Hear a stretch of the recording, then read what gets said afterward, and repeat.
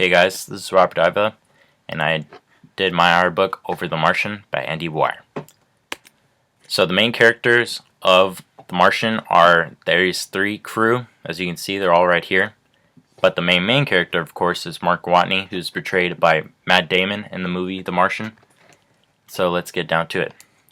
The Ares 3 crew is on Mars collecting a required amount of data in order to accomplish their mission and head back home. But suddenly, there's a horrendous storm on Mars which causes damage to some of the crew's equipment, so the captain of the crew decides for the crew to head back to Earth since the storm was messing up with their mission. While the crew is heading out to the rocket that takes them back home, Mark Watney is hit by debris which knocks him out of sight of his fellow crew members. The captain and crew members believe that he is dead since he was struck by that debris, so they decide to leave Mars, but not knowing that Mark is actually still alive. Mark is left on Mars alone with a limited amount of supplies, and due to the storm, there is no way he can contact the crew or NASA. Back on Earth, NASA is scanning Mars' surface and sees that there is movement near the base, and they believe that is Mark Watney.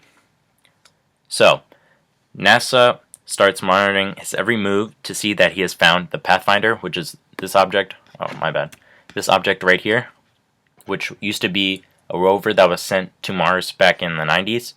And so what Mark does is that he builds it again. As you can see right here, he starts building it, and he uses it as a communication device between himself and NASA scientists. As you can see, he puts up signs that's saying, "Are you receiving me? Yes or no?" And so the scientists would point the direction of the camera to the sign, like yes or no, which is pretty smart. So, Mark finally talks to the people at NASA through communication of the rover, and he finds out that it will take 4 years until he is rescued from Mars. And so you can see here he's counting down the days, but he also has to grow food on Mars in order to expand his food supplies until he is rescued. As you can see, he's starting to plant, and so he starts to grow food, and the only seeds that they have up there on Mars are potato seeds. So he's the first one to grow potatoes, or plants anyway, on Mars, and this expands his food supply for quite a while. Since he has all those potatoes, he gets to eat all those baked potatoes. So, NASA tries to send some supplies before they send a crew of people to rescue him, but unfortunately, the supply carrier, or the supply ship, is blown up mid-flight through leaving Earth's atmosphere, because NASA wanted to send supplies as soon as possible, but they didn't take all the right tests, to see if the supply ship would actually head and go to Mars and actually land there. And so this is what happens.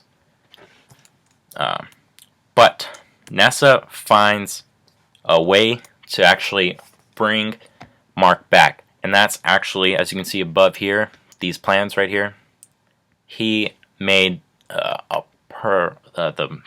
maneuver is called a Pernal maneuver, which involves the Ares 3 crew members to return back to Mars and intercept Mark. And so the Ares 3 crew members decide to go back to rescue Mark, but Mark has to drive thousands of miles through with his rover right here to this, which is an Ares 4 ship. And the reason why he didn't get there in the first place was because it was so far, and second of all, it would only take him out to halfway through the Mars atmosphere. And so what he has to do when he gets to the Ares 4 ship is that he has to strip it down so he can lose as much weight as possible on that ship, so he can go further into space and actually leave Mars' atmosphere. And that's what he does. And as you can see, he's lifting off from Mars' surface, and he actually almost misses Ares 3's ship, but of course he is intercepted by Ares 3, and he is taken back home where he is safe and sound. Now, the main theme of. The Martian is abandonment, of course, because Mark is left on Mars alone, and he sees that there is no one around for him to talk to. So when he discovers something new, he has no one to talk to about it besides himself, and that can really have an effect on your mind, just being alone out there.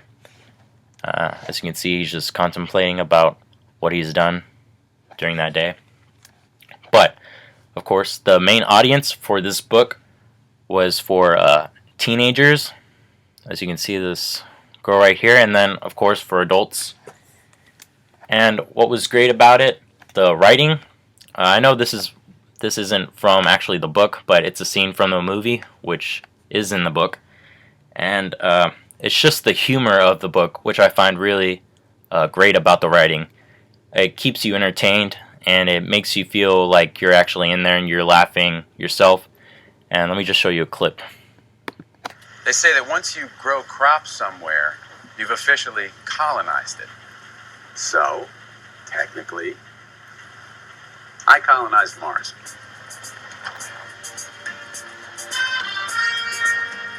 In your face, Neil Armstrong. As you can see right there was a little bit of humor, and that was also found in the book. But then there's this also another quote from the book, which says, he's stuck out there. He thinks he's totally alone, and that we will give up on him. What kind of effect does that have on a man's psychology? He turned back to Van Cat. Wonder what he's thinking right now. And so that's NASA talking about him. The scientists on NASA, they're talking about him, and they're thinking, oh man, he's by himself.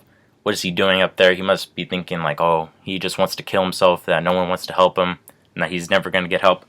But back on Mars, actually, in his log entry, it says, how come Aquaman can control whales, but they're mammals? It makes no sense to him.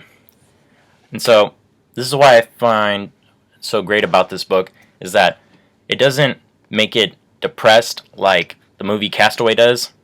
How sad it is of how the man's state, of how he's going crazy, how he has no one to talk to, and he's talking to Wilson right here. I like how they didn't leave him alone, and that his humor actually got him through his 4-year journey to leave Mars and get back home. But what I didn't like about the book was that Wire didn't really give Mark a background story of his life on Earth, because Wire only talks about the situation Mark gets into. So, like, his food supplies are running low, he has to make the potatoes, and so that's what Mark was just focusing on, was the problems at hand. But they never talk about his background on Earth or anything, of how he became an astronaut or such things as that.